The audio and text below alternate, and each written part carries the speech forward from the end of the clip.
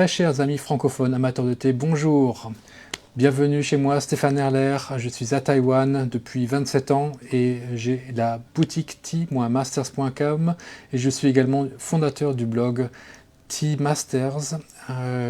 Et actuellement, je suis peut-être un petit peu stressé peut-être, mais c'est parce que je suis aussi en train de faire un challenge. Je me suis donné une mission ce mois-ci de faire un thé tous les jours et de vous le montrer sur mes différents réseaux, sur Twitter, Instagram. Vous pouvez aussi me trouver là-bas sur Instagram, même sur Telegram et bien sûr sur mon blog surtout et sur Facebook. Donc tous les jours, je vous montre un thé différent de ma sélection que j'infuse de manière la plus harmonieuse possible. J'espère que c'est une initiative qui va peut-être vous motiver à faire de même, ou bien qui va vous donner quelques idées.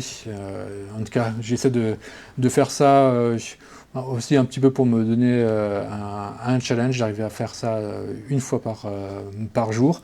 Le problème, c'est pas tellement de faire le thé, j'en fais de toute façon tous les jours un. L'idée, c'est de le faire bien et d'en prendre des photos et ensuite de vous les montrer, de vous les partager. Et je suis content de le faire parce que j'ai vraiment eu de la chance. Pour l'instant, il a fait très très beau, j'ai eu des très très belles photos, donc parfois il faut se donner un coup dans le derrière pour avoir la motivation pour faire certaines choses.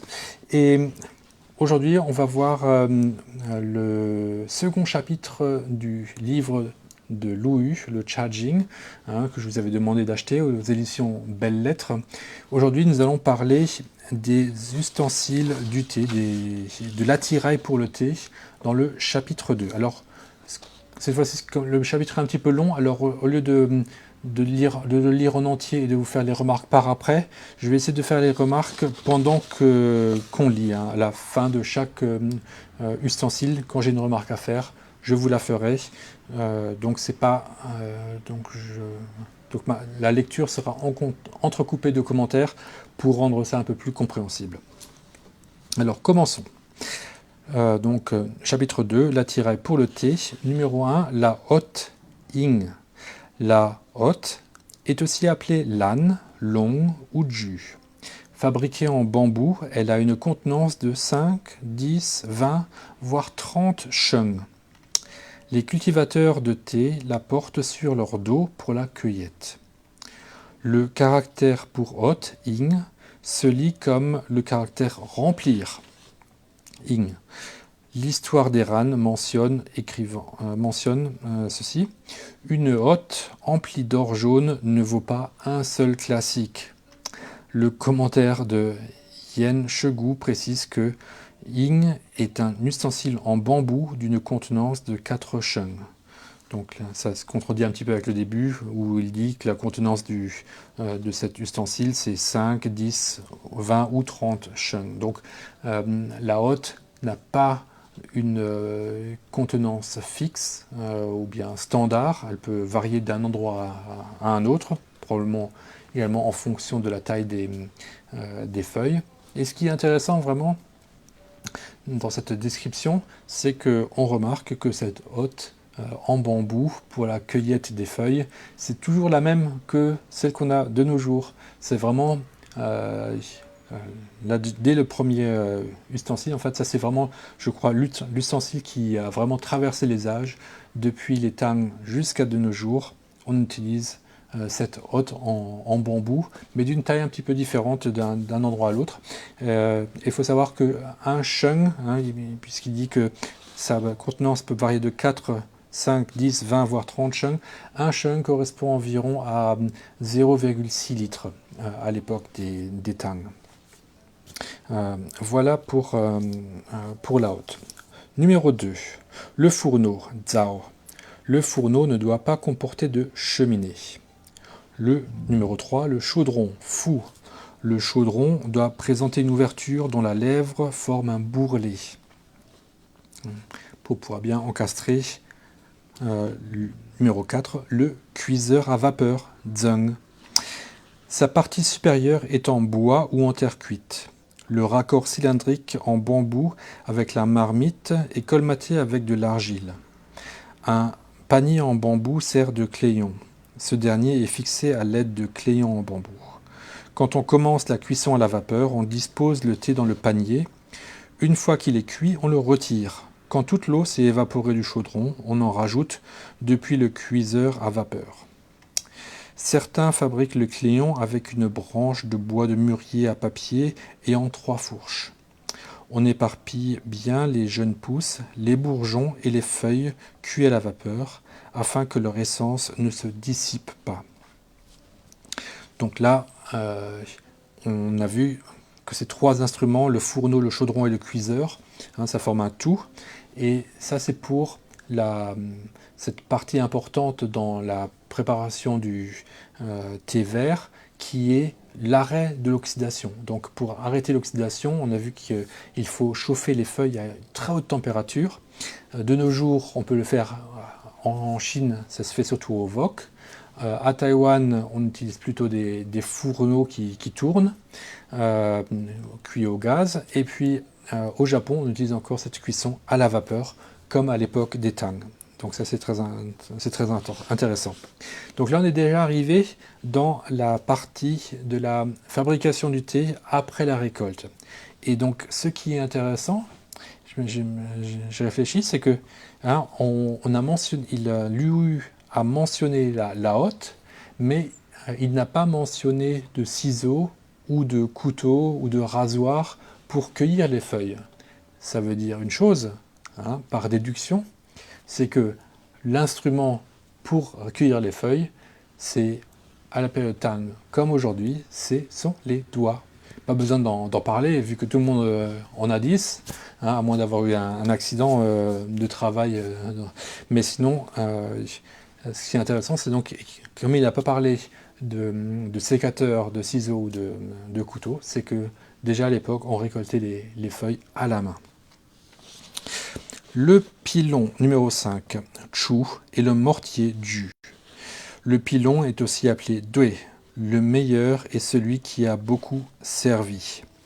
Là, il s'agit d'appuyer pour quand on a fait quand on a cuit les feuilles à la vapeur. Je vais vous expliquer un peu après. Et pourquoi est-ce que le meilleur, c'est celui qui a beaucoup servi? Parce qu'il s'est imprégné des odeurs du thé. Donc, au lieu de donner ces odeurs à lui, quand on vient d'avoir un outil tout neuf, il va encore sentir ou bien le bois s'il est en fait en bois, ou bien il va sentir le fer s'il est fait en fer. Mais au bout d'un moment, un peu comme une théière dishing, au départ, elle a une odeur de glaise et de terre, mais ensuite, peut-être même de cuisson, mais au fur et à mesure qu'on l'utilise, elle va s'imprégner des odeurs du thé et elle va avoir une odeur de thé. Et donc, comme cette imprégnation des odeurs fait que l'ustensile va devenir meilleur parce qu'il ne va plus donner d'odeur extérieure au thé, mais en fait, il va déjà rendre des odeurs qui sont en harmonie, puisque ce sont les mêmes odeurs de thé qu'il a en lui et puis qu'il aura au contact avec les feuilles. Numéro 6, le moule, Gui. On l'appelle aussi Mo ou bien Chuen. Il est fabriqué en fer de forme ronde, carrée ou ornementale. Donc, il y a un moule, ce qui donc nous dit que on va mettre les feuilles ensemble dans un moule pour les presser. Alors, pour les presser, il faut, numéro 7, le support, Jung. Le support, aussi appelé taille ou jun, est fabriqué en pierre, voire en bois de sophora ou de mûrier. Il est à demi enterré afin de lui donner une stabilité parfaite. C'est ce que j'aime bien chez Louhu. Il essaie d'être à la fois très précis d'un point de vue lexical, c'est un lettré, donc il nous dit que ce support, il a plusieurs noms différents, il nous les donne, mais il va également donner des conseils très pratiques comme là, il faut l'enterrer pour qu'il soit bien stable. Il faut que ça soit à moitié enterré pour qu'il soit bien stable. Donc il essaie vraiment de faire cette jonction entre l'homme de lettres qui a la théorie, mais également l'homme de terrain qui sait comment faire fonctionner les choses. Numéro 8. Le linge de protection yen, aussi appelé yi. Il est fabriqué en gaz de soie huilée ou avec un morceau de vêtement de pluie usé. On dispose le linge sur le support, puis on pose le moule par-dessus pour conditionner le thé. Une fois la galette formée, on l'enlève et on en met une autre. Donc avec ce support, le linge, le moule, on met les feuilles et on presse. Et c'est comme ça qu'on arrive à former ces galettes de thé. La clé Bili, aussi appelée Ingje ou Panglang, elle est fabriquée avec 2 petits morceaux de bambou longs de 3 pieds, dont 2 pieds et demi pour le corps principal et 5 pouces pour les poignets. Ces 2 bambous sont reliés par un treillage de lanière de bambou en damier, large de 2 pieds, comme pour les clés des jardiniers. On y étale le thé. Alors ça c'est intéressant. Alors celui-là il a des poignées. À Taïwan on en voit beaucoup qui sont simplement ronds en bambou, donc également du bambou tressé avec des poignées. Et c'est là qu'on étale effectivement le thé sur le bambou. Donc cette façon de faire pour bien sécher le thé sur un revêtement très naturel, on utilise traditionnellement, donc depuis les Tang jusqu'à maintenant, le bambou. Et cette méthode, donc cette clé, le Bili, ça s'est perpétué jusqu'à nos jours. Numéro 10, le pointeau, Chi. Il est aussi appelé Juedao, poinçon. Son manche est fabriqué dans un bois dur. On l'utilise pour percer les galettes de thé. Voilà. On le perce, mais pour quoi faire? On le saura tout de suite avec la numéro 11, la trique Pu, aussi appelée Bien. Elle est fabriquée en bambou, elle sert à enfiler les galettes en guirlande pour leur transport. Donc de nos jours, les galettes, on va plutôt les entasser les unes sur les autres et ensuite les emballer dans des grandes feuilles. Autrefois, ce qu'ils faisaient à la dynastie Tang, c'est que au milieu de la galette, qui est l'endroit jusqu'à maintenant qui est aussi le plus fin, en fait ils prennent un poinçon et ils vont percer un trou au milieu de la galette et ensuite utiliser des cordes pour enfiler plusieurs galettes les unes avec les autres à partir du milieu, grâce à ce trou qu'ils ont fait avec le poinçon. Et c'est comme ça qu'ils peuvent transporter les galettes en les enfilant plusieurs l'une à côté de l'autre. Et donc elles ne sont pas transportées de manière horizontale, mais plutôt verticale, vu qu'elles vont pendre grâce à un fil qui va les traverser par leur milieu. J'ai un petit peu soif, je bois un petit peu de thé.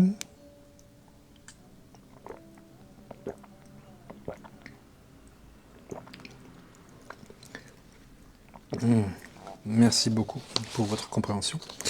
On continue avec le séchoir, numéro 12, B. On creuse dans la terre une fosse mesurant 10 pieds de long, 2 pieds et demi de large et 2 pieds de profondeur. Au-dessus, on élève un petit muret haut de 2 pieds et lissé avec de la boue.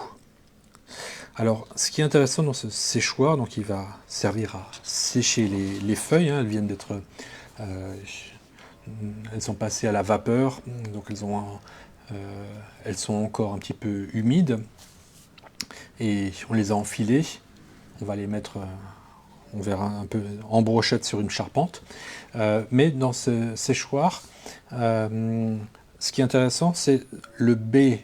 La langue chinoise utilise beaucoup de caractères différents. On a vu que beaucoup de ces ustensiles ont plusieurs noms. Et pareil pour sécher, la langue chinoise dispose d'un grand nombre de noms. Et le mot ou bien le caractère B, c'est le même caractère qu'on retrouve de nos jours encore dans la torréfaction qui s'appelle en chinois Hong B. Hong, ça veut dire chauffer, et B, donc sécher, chauffer, sécher. Donc il y a une double action. Et donc ce qui est intéressant, c'est que donc, ce caractère qu'on utilise de nos jours pour la torréfaction, c'est le même caractère à l'époque des Tang qu'on utilisait pour sécher les galettes. Numéro 13, la brochette guan. Elle est fabriquée dans une lamelle de bambou d'une longueur de 2 pieds et 5 pouces. On y enfile les galettes de thé pour la dessiccation, pour les sécher. Numéro 14, la charpente peng, aussi appelée jan. La charpente est agencée au-dessus du séchoir en 2 étagères de branchages entrelacés. Elle a une hauteur de 1 pied et sert pour la dessiccation du thé. On place d'abord le thé demi-sec sur l'étagère inférieure, puis quand il est entièrement séché, on le place sur celle du dessus. Donc pour bien le sécher, on le place plutôt proche de la chaleur, et puis ensuite quand il est sec, on l'éloigne un petit peu. Numéro 15, la ligature, chuan. Dans le Jiangdong, à l'est du fleuve Bleu, et dans le Huainan, au sud de la rivière Huai, on fait une ligature à l'aide de fines lamelles de bambou, tandis que dans les montagnes du Bas et les flancs escarpés du Xia, on se sert de fibres d'écorce de mûrier à papier tressé. Dans le Jiangdong, on peut enfiler 1 livre sur les grandes ligatures, une demi-livre sur les moyennes et 4 à 5 onces sur les petites, alors qu'au Xia, les grandes ligatures pèsent jusqu'à 120 livres, les moyennes 80 livres et les petites 50 livres. Jadis, les ligatures chuan étaient désignées par le caractère homophone chuan bracelet, comme dans chai chuan, épinglé bracelet, ou bien par le caractère chuan brochette, comme dans guan chuan, enfiler une brochette. Aujourd'hui, il n'en est plus de même, tout comme les caractères mo, moudre, shan, éventé, tan, tapoter, zuan, percer et zun, coudre, qui au ton plat sont des verbes, deviennent au ton partant des noms. Le caractère chuan transpercé est ici employé au ton partant comme nom ligature. Donc c'est toujours cette idée qu'on va lier ensemble toutes les galettes les unes avec les autres grâce à cette corde qui les enfile les unes à côté des autres et qui nous permet d'en avoir de nombreuses sur une seule ligature. Et le dernier ustensile de la fabrication, c'est la chambre de conservation, numéro 16. Elle est fabriquée en bois, recouverte de bambou tressé et tapissée à l'extérieur de papier. Fermée par un couvercle, elle comporte en son milieu une séparation, avec au-dessous un petit tabouret. Sur le côté, il y a une porte dont on ferme un seul battant. Au centre, on dispose d'un ustensile empli de braise pour maintenir une douce chaleur en continu. Dans le Jiangnan, au sud du fleuve Bleu, durant la saison des pluies, on maintient la chaleur avec un feu plus vif. Le caractère U, chambre de conservation, littéralement, élevé cultivé, tire son nom de son rôle d'entretien et de conservation. Donc on voit que pour conserver bien le thé vert qui est pressé en galette durant la dynastie Tang, le plus grand challenge, ce n'est plus tellement le contact avec l'air, grâce au fait que les feuilles ont été pressées ensemble sous forme de galettes. En fait, elles ont peu de contact avec l'air, il y a juste les feuilles à l'extérieur de la galette qui ont un contact. Le plus grand problème, en fait, à l'époque, quand on n'y avait pas encore de sachets plastiques pour sous vide, ou bien de ziploc, ou bien de frigidaire, etc. Le plus grand problème dans la Chine du Sud notamment, qui était très humide, c'était l'humidité.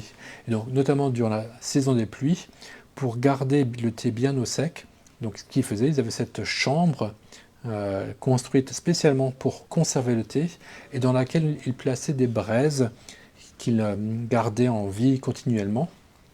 pour qu'il s'en dégage à la fois de la chaleur, mais surtout de la sécheresse, pour bien garder le thé dans un endroit sec et non humide. Voilà, ça ce sont donc les ustensiles utilisés pour la fabrication du thé, pas utilisés pour la préparation du breuvage. Ça, nous verrons une autre fois. Nous verrons donc le 3e chapitre dans un mois de nouveau. Et la semaine prochaine, nous parlerons de la torréfaction en examinant le set d'échantillons du Thié Guanyin qui est dans ma boutique sous la catégorie des échantillons. Vous trouverez un set avec 4 Thié Guanyin qui ont des degrés de torréfaction différents. Et donc on va étudier un petit peu ces différents degrés de torréfaction en plusieurs leçons. Donc si vous n'avez pas encore acheté ce set, allez-y. Et puis parce que ça va être donc l'objet du cours de la semaine prochaine. Voilà, j'espère que ce cours sur Lu et son charging, le chapitre numéro 2, vous ont intéressé. Procurez-vous le livre aux éditions Belles Lettres pour pouvoir lire encore d'autres explications et voir les illustrations, notamment dans l'introduction, qui sont très bien faites. Et inspirez-vous de Louis pour faire attention justement à tous ces points de détail comme l'humidité, s'il fait humide chez vous, ou bien peut-être c'est plus un problème d'air, vu que de nos jours les feuilles sont de moins en moins pressées, sauf si vous avez du pour. Mais donc, encore je veux de nouveau vous mettre en garde comme j'avais fait à la première leçon. C'est que la méthode qu'il décrit ici, c'est pour du thé vert, ce n'est pas pour le pu'er. Pour 2 raisons. Un, le Yunnan n'a pas encore été rattaché à la Chine à l'époque Tang, et donc il n'y avait pas encore d'arbre à pu'er à l'époque. Et cette façon et donc le pu'er n'a vraiment commencé à être produit en Chine qu'à la fin de la dynastie Ming. Mais le thé vert était à l'époque compressé un peu de la même manière qu'on compresse le pu'er aujourd'hui, sauf qu'il s'agissait d'un thé vert. Voilà, merci beaucoup pour votre attention et on se retrouve alors la semaine prochaine. Bye bye.